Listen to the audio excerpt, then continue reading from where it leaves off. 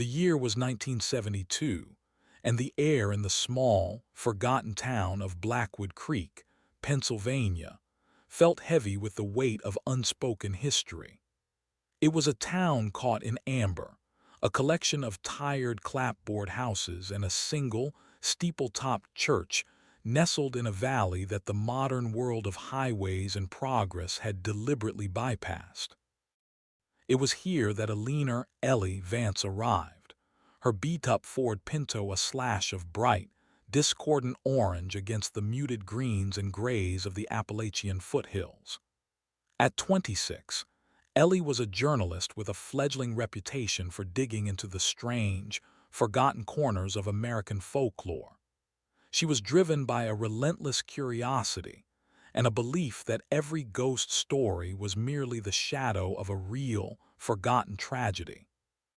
She had come to Blackwood Creek chasing the ghost of her own family's past, a story her grandfather used to tell her, a chilling local legend that had been rekindled by a recent, macabre discovery: the empty graves of the Vexley family. The Vexley legend was the town's foundational myth, its original sin. In the late 1870s, the Vexleys were the most prominent family in the region, wealthy, devout, and intensely private. They lived in a grand, secluded manor on the ridge overlooking the town, but their name was always spoken with a mixture of respect and a faint, superstitious dread. Then came the winter of 1879, a season the old-timers called the Hungry Winter. A string of bizarre and unsettling events plagued the town. Livestock were found dead in their pens, not killed by predators but seemingly drained of all blood. Small, unexplained fires would break out in barns and sheds, and most disturbingly, children began to exhibit strange behaviors, whispering in languages no one understood and drawing unsettling, spiral-like symbols in the dirt.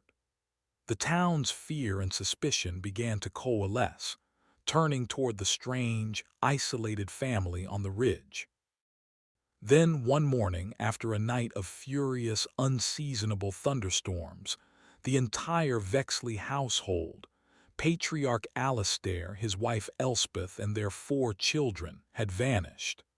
Their manor was found unlocked, a half-eaten meal still on the dining table, but the family was gone. Weeks later, with no bodies found, the town pastor held a symbolic, closed-casket funeral, and 6 heavy granite headstones were erected in the churchyard to mark their passing and, more importantly, to put an end to the story. For nearly a century, the story had faded into folklore, until 2 months ago. Renovations to the old church required the temporary relocation of some of the older graves. When the work crew unearthed the Vexley plot, they made a discovery that sent a fresh wave of fear through the quiet community. The coffins were there, but they were empty.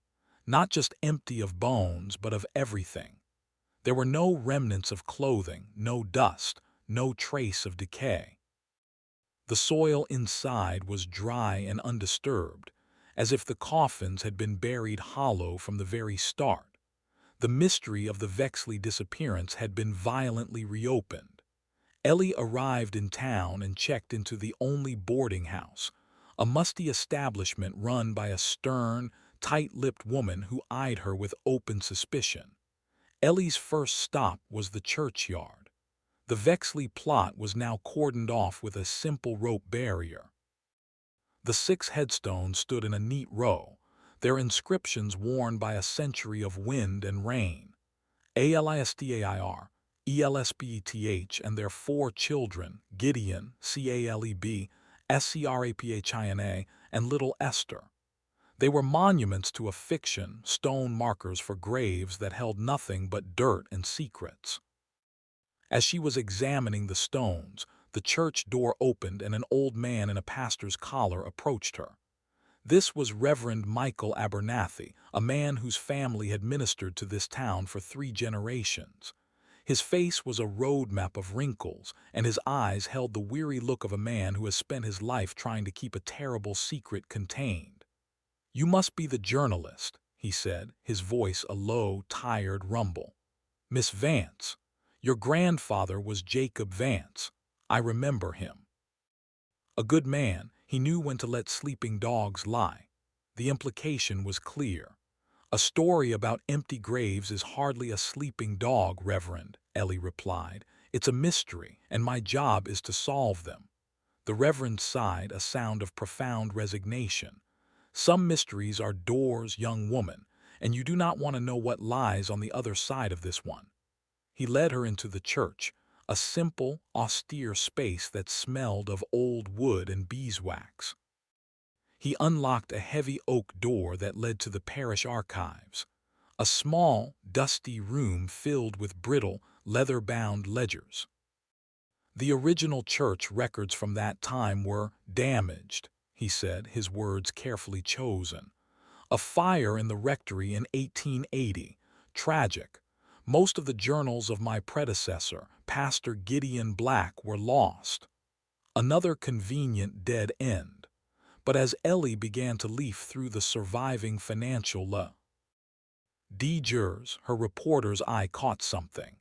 In the months leading up to the hungry winter, there were a series of large, unusual payments made from the Vexley family account to a physician in Philadelphia, a Dr. Alistair Finch.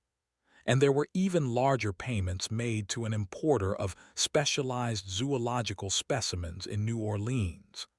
These were not the expenditures of simple, devout farmers. Ellie then turned to the town's birth and death records, which had been stored separately and had survived the fire. She traced the Vexley lineage back.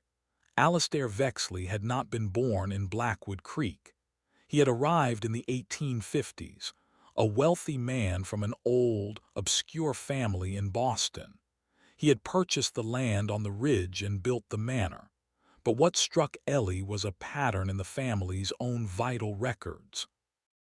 Each of the 4 Vexley children had been born with what was noted as a congenital frailty, a recurring hereditary weakness of the blood, and each entry was accompanied by a private, sealed note from the attending physician, a man named Dr. Samuel Croft, with the annotation, "Patient exhibits the signature Vexley ailment. Prognosis, without intervention, is terminal before adulthood. The usual family protocols are recommended." This wasn't just a family. It was a bloodline battling a genetic curse. And Alistair Vexley, it seemed, was willing to go to extraordinary and expensive lengths to intervene. The respected, devout family was engaged in something far stranger than farming. They were involved in fringe medicine and the importation of exotic animals, a desperate, secret war against the decay in their own blood. The empty graves were not the beginning of the story. They were the final, baffling conclusion to a tragedy that had started decades earlier. The discovery of the Vexley family's secret medical war and their strange expenditures cast the entire legend in a new, more sinister light. The narrative of a pious, simple family had been a deliberate facade, a curtain drawn to hide a desperate, ongoing struggle against a hereditary curse. Ellie left the church archives with her mind racing. The names of Dr. Finch in Philadelphia and the zoological importer in New Orleans scrawled in her notebook. These were leads for later, for the world of telegrams and official records.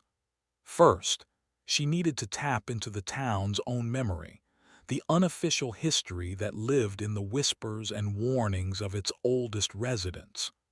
Her grandfather had always said that Blackwood Creek remembered everything, even the things it tried hardest to forget. Her search for the town's memory led her to the Blackwood Creek Historical Society, a grand name for a single, cluttered room in the back of the town hall, presided over by a woman who seemed as much an artifact as the item she curated. Her name was Martha Gable, a woman in her late 80s with sharp, intelligent eyes that had seen nearly a century of the town's secrets. She was the town's librarian, historian, and gatekeeper of its collective consciousness. When Ellie introduced herself and her purpose, Martha showed no surprise. "Vexley," she said, her voice a dry rustle of old paper. "The story that never ends.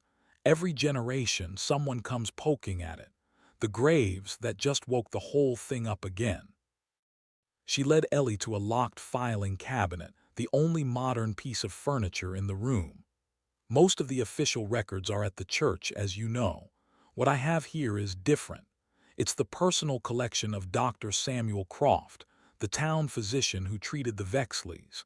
His daughter gave it to me for safekeeping years ago. She said her father was haunted by what happened at that manor." The cabinet contained Dr. Croft's private journals, patient notes, and a collection of daguerreotypes. The journals were a revelation. Dr. Croft was a man torn between his medical duty to the Vexleys and his growing horror at their protocols. October 1878, one entry read: "Alistair Vexley has requested another consultation. Young Gideon suffers from the ailment's advance. The lethargy, the thinning of the blood. It is happening faster with this generation. Vexley is a man possessed by a single, terrible idea, that the weakness in his bloodline can be purged, replaced by a more vital essence. His correspondence with that charlatan Finch in Philadelphia grows more frantic. They speak of sanguine transference, of primal archetypes. This is not medicine. It is a form of scientific necromancy." Ellie's blood ran cold. Sanguine transference. It was a fringe, horrifying theory of the time, a primitive form of blood transfusion that bordered on alchemy. The idea was that the vital essence or spirit of one creature could be transferred to another through its blood. The Vexleys were not just importing animals, they were using them. Another entry from a year later was even more disturbing. "The Vexley manor has become a laboratory. The sounds from the cellar at night. I have heard them. The screech of a panther, the howl of a wolf, animals not native to these Pennsylvanian hills.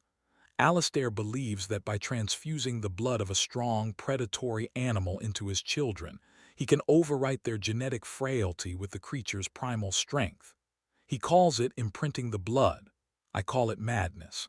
I have seen the results. Young Caleb, after his treatment, no longer feels the cold. His eyes have a strange, golden luminescence in the dark. And he has developed a taste for raw meat. I fear Alistair is not curing his children. He is transforming them into monsters." The journals painted a horrifying picture. Alistair Vexley, a desperate father armed with a fortune and a radical, dangerous theory, was conducting grotesque experiments on his own children, turning his home into a private island of Dr. Morrow. The strange events of the hungry winter, the drained livestock, the children speaking in tongues, were not random acts. They were the results of the Vexley children's treatments, the predatory instincts of the animals imprinted upon them leaking out into the surrounding town. The final pieces of Dr. Croft's collection were a series of portraits. He had photographed each Vexley child before their intervention. They were pale, beautiful, ethereal children, with large, sad eyes that hinted at their fragility. Then there was a single, terrifying photograph, taken secretly by Dr. Croft through a window of the manor. It showed the oldest son, Gideon, after his treatment. He was standing in the yard, his posture unnaturally still. His face was pale, but his eyes held a cold, predatory focus, and his smile was wrong, showing teeth that seemed too long, too sharp. He was no longer just a boy. He was something else.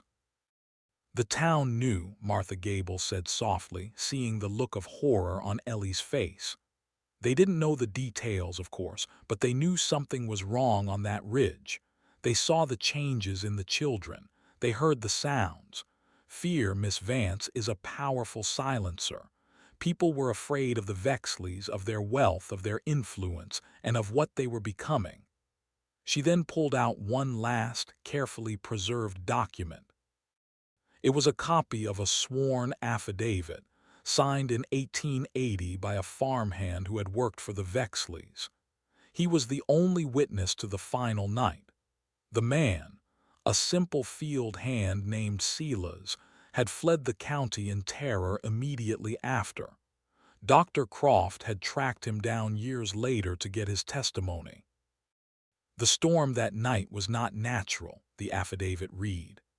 The lightning was green and the thunder sounded like the world was cracking open. I was in the barn, hiding.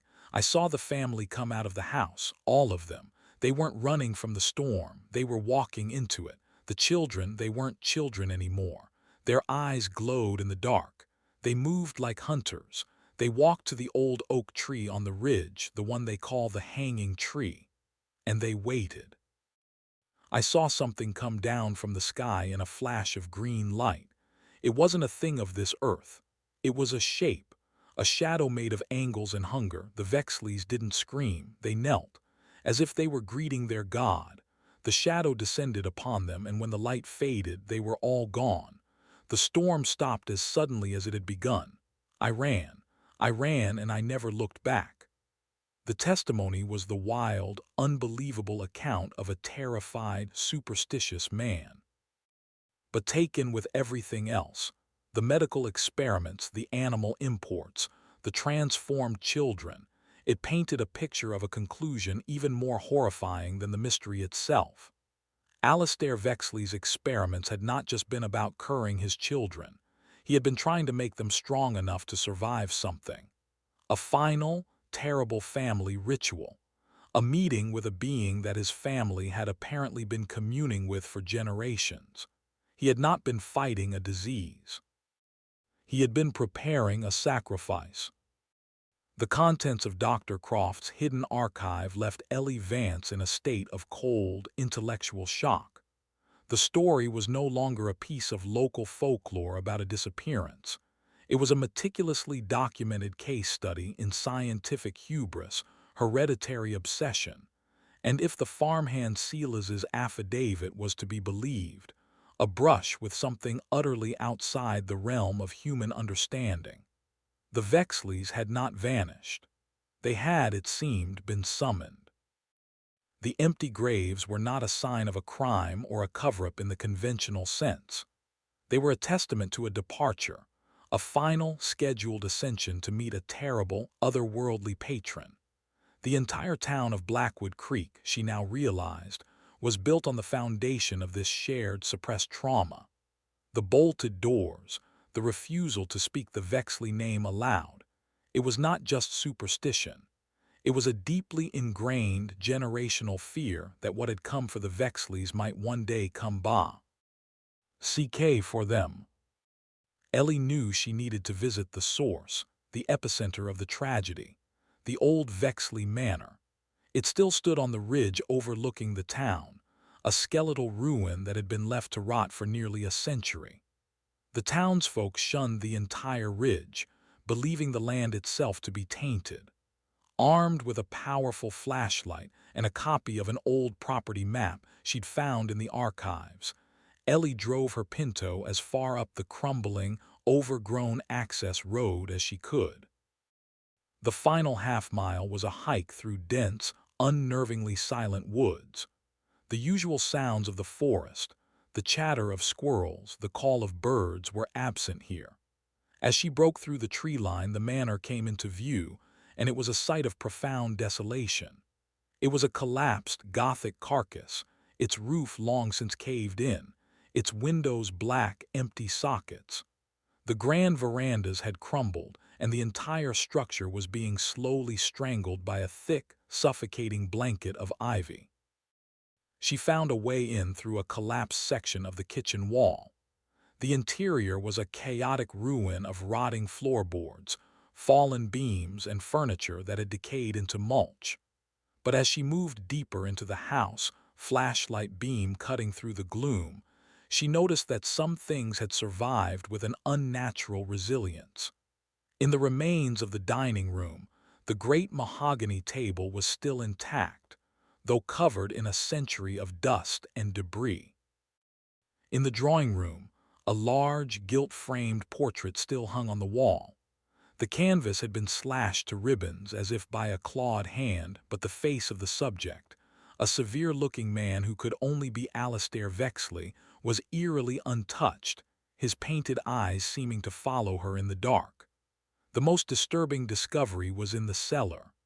The stone steps were slick with mold, but they led down into a space that was part dungeon, part laboratory. Heavy iron rings were still bolted to the walls, and the floor was littered with the rusted, broken remains of cages large enough to hold a wolf or a great cat. In the center of the room was a heavy, stone table with leather restraints still attached. It was a primitive operating table, an altar for the Vexleys' profane science. The air here was cold and dead, and it carried a faint, coppery scent that, even after all these years, her mind registered as old blood. As she was about to leave the cellar, her flashlight beam caught something glinting in the corner, a small, lead-lined box, half buried under the rubble. It was heavy. Prying it open, she found it was filled with glass photographic plates. They were Dr. Croft's secret collection, the ones he had taken but had likely been too terrified to keep himself. These were the after pictures. She held one up to her flashlight. It showed young Caleb Vexley, his face a pale, predatory mask. Another showed Seraphina, her eyes glowing with that same golden luminescence the doctor had described. The final plate was the most horrifying. It was a portrait of the youngest, little Esther. She couldn't have been more than 6 years old. Her face was serene, but her mouth was open, and from it emerged a long, thin, forked tongue, like that of a serpent. Alistair Vexley had not just been transforming his children.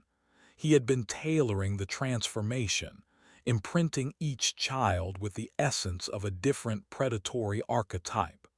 He was not just building a stronger bloodline. He was building a monstrous menagerie. Shaken, Ellie made her way back to the main floor. She knew she had to find the ballroom, the place where, according to the diary, the hungry mirror the gate had once been. The ballroom was in the west wing, the most collapsed section of the house. As she entered the vast, debris-strewn space, she saw the far wall where the master mirror must have hung. The wall was strangely bare, a perfect rectangle of clean, untouched plaster amidst the surrounding decay, as if the mirror's presence had protected it. But the mirror was gone. In its place on the floor was a fine, shimmering layer of silvery dust and something else. A symbol had been drawn in the dust, a large, complex spiral made of sharp, angular lines, the same symbol the town's children had been scrawling in the dirt during that terrible winter. Standing in the center of the spiral, she felt a sudden, intense drop in temperature. The air grew thick, and a low, humming vibration seemed to rise from the floor beneath her feet. The faint coppery smell of old blood returned, stronger now, accompanied by the scent of ozone, of static electricity. The space where the mirror had been began to shimmer, the air distorting like a heat haze on a summer road. The clean plaster of the wall seemed to thin, becoming translucent. For a terrifying, heart-stopping moment, she saw what lay beyond it. Not the forest outside, but a landscape of impossible, alien geometry. A sky of bruised purple and sickly green hung over a plain of black, crystalline structure. Ease that pulsed with a faint, internal light. It was a world of non-Euclidean angles and predatory shadows, and in the distance a shape moved. A vast, dark form that was not solid but a being of pure, geometric hunger. It was the thing Silas had described, the Vexleys' god, the patron of their bloodline. Just as the vision threatened to overwhelm her senses, a voice ripped through the silence. "Get away from there, girl." It was the Reverend Abernathy. He stood at the entrance to the ballroom, his face pale with terror, a heavy, iron-headed axe in his hands. "The house still remembers," he yelled. "It's waking up." The shimmering on the wall intensified, the humming growing into an audible, sickening drone. The portal, or the memory of it, was trying to reopen. Ellie had not just come here to investigate a story. She had stumbled into the final, dying twitch of a house that had once been a gateway to another world, and she had inadvertently knocked on the door. The vision of the alien landscape, a world of sharp, predatory angles shimmering in the space where the mirror once hung, lasted only a few seconds, but it was enough to permanently fracture Ellie's understanding of reality. This was not a memory or a psychic echo. It was a wound in the world, a scar left by the Vexleys' unholy communion, and she had just pressed her finger into it. The Reverend Abernathy's shout broke the trance. "The spiral!" he yelled, pointing the axe at the symbol drawn in the silver dust at her feet. "You're standing in the summoning circle. Get out of it." Ellie scrambled backward, stumbling over a piece of fallen debris, her heart hammering against her ribs. As soon as she was outside the spiral's boundary, the shimmering on the wall lessened, the nauseating drone subsiding back into a low, almost inaudible hum. The portal, for now, was closed. "What was that?" Ellie gasped, her voice trembling. "The house's memory," the old pastor replied, his eyes still wide with terror as he helped her to her feet. "My grandfather wrote about it in his private notes after the event. He believed the Vexleys didn't just open a door. They turned this entire property into an antenna, a place permanently tuned to that other place. The mirror was the focus, but the land itself is the conduit." He explained that his predecessor, Pastor Black, had not just held a symbolic funeral. He had performed a ritual of his own, a desperate attempt to seal the property using a mixture of Christian rites and older, folk magic traditions he had learned of from the local native tribes. It was he who had organized the town to tear the great mirror from the wall and shatter it, an act they believed would close the gate for good. They buried the shards of the mirror in consecrated ground, hoping to blind the house forever, Abernathy said, his voice a low, fearful whisper. "But the graves, now that the graves are disturbed, the seal is weakening. You coming here, disturbing the dust, speaking their names, you've stirred it from its slumber." As if on cue, the humming from the wall began to grow louder again. And this time, it was accompanied by a new sound. A faint, dry, scratching sound coming from within the walls of the ballroom, as if rats or something much worse were beginning to stir. "We have to leave," Abernathy urged, pulling Ellie toward the exit. "Now, before it fully awakens." But as they turned to flee, the main entrance to the ballroom slammed shut with a thunderous boom that shook the entire ruined manor. They were trapped. The scratching from within the walls grew louder, more frantic, coming from all sides now. It was the sound of something desiccated and brittle, something with too many limbs, scrabbling for purchase. A section of the plaster on a nearby wall cracked and then burst outward, and from the darkness between the studs, a creature emerged. It was a grotesque, horrifying fusion of animal and something else. It had the lean, emaciated body of a great cat, but its skin was a patchwork of mangy fur and what looked like human flesh, stretched tight over its bones. Its eyes glowed with the same faint, golden luminescence as the Vexley children in the photographs. It was one of their experiments, one of the host animals from the sanguine transfusions, left to starve in the walls for a century, kept in a state of unnatural preservation by the house's strange energy. It let out a low, guttural hiss, its lips peeling back to reveal teeth that were too long, too sharp. Then another section of wall broke open, and a second creature crawled out, this one a twisted parody of a wolf, its back legs bent at an unnatural angle, then a third and a fourth.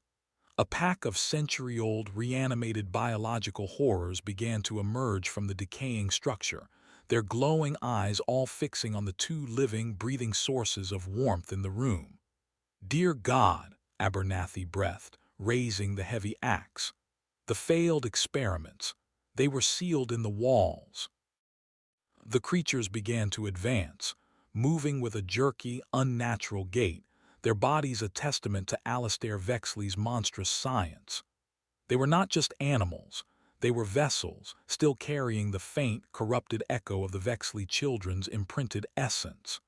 Ellie, armed with only her flashlight, backed away toward the bare wall where the portal had been. The humming intensified, the air growing thick and electric. The creatures seemed to fear the wall, hesitating at the edge of the silver dust spiral. It was a standoff. Behind her, a gateway to a hellish dimension was trying to open. In front of her, a pack of resurrected monsters was closing in. It was the Reverend Abernathy who acted. With a cry that was equal parts prayer and battle cry, he charged the nearest creature, swinging the heavy iron axe. The blade, a piece of solid, earthly iron, connected with the creature's shoulder with a sickening crunch. The beast shrieked, a sound that was both animal and human, and dissolved not into blood and gore but into a cloud of fine gray dust, the same silvery dust that covered the floor. The iron. Ellie shouted, the realization hitting her like a physical blow. Celeste's letter. The silver must be broken with iron from the living world. It's not just the mirror, it's them. They're part of the same energy. The other creatures, seeing their packmate destroyed, lunged at the old pastor. He fought with the desperate strength of a man defending his soul, his axe a blur of righteous fury, but he was old, and there were too many of them. One of the wolf-like creatures darted in and sank its teeth into his leg, pulling him down. He cried out in pain as the pack swarmed him. Ellie screamed, a raw, helpless sound. She had to do something. Her eyes darted around the ruined ballroom, searching for another weapon, anything made of iron. Her gaze fell on a pile of rubble near the fireplace. Sticking out from the debris was the rusted, heavy head of a fireplace poker. She ran for it, pulling it free from the collapsed masonry. It was heavy, solid. She turned back to the scene of horror. The creatures were tearing at the fallen reverend. But as they did, the portal behind her pulsed, the humming rising to a piercing shriek. The air on the wall shimmered violently, and then, like a photograph developing in reverse, it solidified. The wall was no longer blank. An image was burned into it, an impossible photograph of the Vexley family, all 6 of them. They were not in the house, but in the alien landscape she had glimpsed, standing before the great shadowy being. They were smiling, their eyes glowing gold, their faces serene. And from the image, a wave of cold, palpable malevolence washed over the room. The house was using the energy of the attack, of the blood and fear, to fully re-establish its connection. The Vexley family was looking back, and they were inviting their God to cross over. The silent, triumphant portrait of the Vexley family burned on the wall, a window into a world that should not exist, and its malevolent energy filled the ballroom. The pack of monstrous creatures, momentarily distracted from their attack on the fallen reverend, turned their glowing golden eyes toward the image. They seemed to draw strength from it, their desiccated bodies standing taller, their guttural hisses turning into a low, coordinated growl. They were no longer just failed experiments. They were guardians, protectors of the portal their masters had become. Ellie stood frozen, the heavy iron poker in her hand, caught between the physical threat of the creatures and the profound psychic horror emanating from the wall. She saw the Reverend Abernathy stir, his face pale with pain and blood loss, but his eyes were fixed on the portrait with a look of pure theological terror. "Don't let them cross," he rasped. his voice a ragged whisper. It's a resonance. The image holds their frequency. It's an anchor, he was right. The portrait wasn't just a window, it was a doorway being unlocked, a bridge being solidified across dimensions. The Vexleys and their dark god were no longer just a memory, they were an imminent threat. With a surge of adrenaline that burned through her fear, Ellie knew what she had to do. She could not fight the creatures and break the anchor at the same time. She had to choose. She ignored the advancing pack and charged directly at the wall, at the impossible photograph burned into the plaster. She raised the heavy iron poker and swung it with all her might, not at the image of the shadowy being, but at the smiling, serene face of the patriarch, Alistair Vexley. The moment the iron poker struck the wall, the effect was explosive. A soundless shriek of pure static erupted from the portrait. The image of Alistair flickered violently, like a faulty lantern slide. The creatures in the room recoiled, hissing in agony as if the blow had struck them as well. Their connection to their creator was their strength.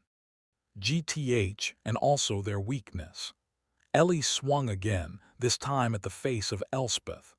The entire portrait flickered, the alien landscape behind the family seeming to waver and lose focus. The creatures, driven by a primal instinct to protect their master's anchor, renewed their attack. One of the wolf-like beasts lunged for her. Ellie spun, swinging the poker in a wide, desperate arc. The iron connected with the creature's head, and it dissolved into a cloud of shimmering, silver-gray dust. She had no time for triumph. The others were closing in. She was caught in a horrifying, desperate rhythm. A blow against the wall to weaken the portal, a turn to defend herself against the creatures, another blow against the wall. She shattered the image of Gideon, then Caleb. With each broken link in the family portrait, the creatures grew weaker, their movements more jerky and less coordinated, their forms beginning to flicker and fade. The humming from the wall faltered, the oppressive psychic pressure in the room beginning to recede. She was breaking the connection. She was closing the door.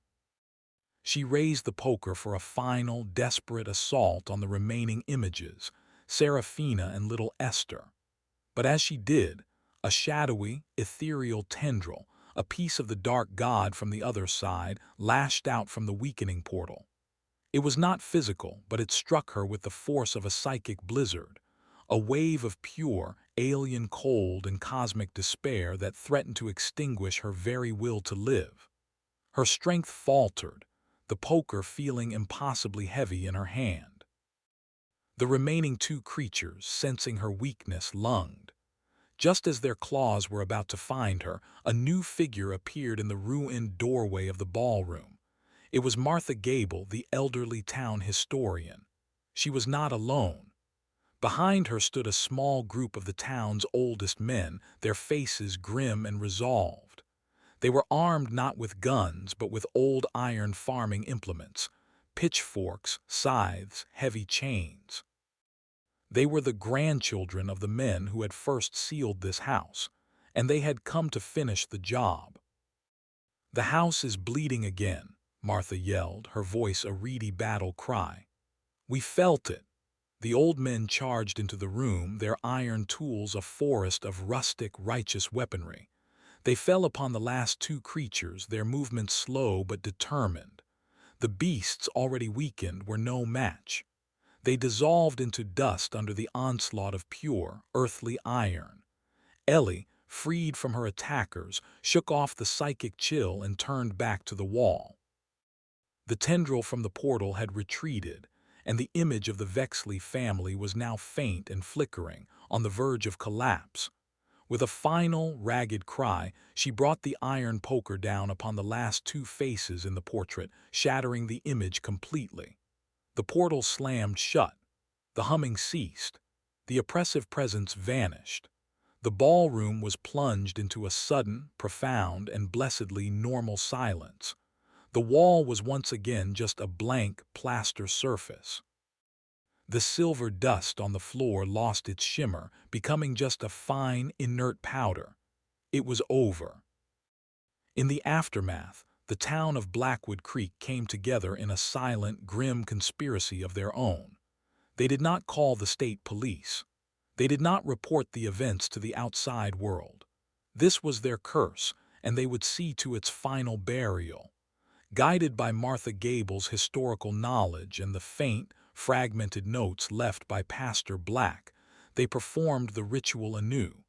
They gathered the silver dust from the ballroom floor. They collected the last of the Vexley family's remaining artifacts from the ruined manor, and they took the empty, unearthed coffins. They did not rebury them. They carried everything to the old blacksmith's forge, the one Elias Vance's father had once run, and in the cleansing heat of the forge fire they melted it all down. The iron, the silver, the very essence of the Vexley curse, until nothing remained but a single, solid, unmarked ingot of slag. They buried the ingot deep in the woods, miles from the town, in unconsecrated ground, and planted a ring of iron spikes around it to seal it forever. The Reverend Abernathy survived his injuries, a permanent limp and a series of jagged scars, the only physical reminder of his ordeal. Ellie Vance stayed in Blackwood Creek for weeks, helping the old pastor recover, and in the process, documenting the entire, unbelievable story in her private journal. She never published the story. She knew the world would not believe it, and more importantly, she knew the town of Blackwood Creek had earned its peace. The empty graves were officially reported as a bizarre, but ultimately explainable case of historical clerical error. The legend of the Vexleys was finally, truly, put to rest. Years later, as a celebrated journalist known for her hard-hitting political exposés, Ellie would sometimes find herself staring into her own reflection in a window or a mirror. And in those quiet moments, she would feel a faint, residual chill, a memory of a purple and green sky, of a house that was a doorway, and of the terrifying knowledge that there are some families who do not just die, and some graves that are empty for a reason.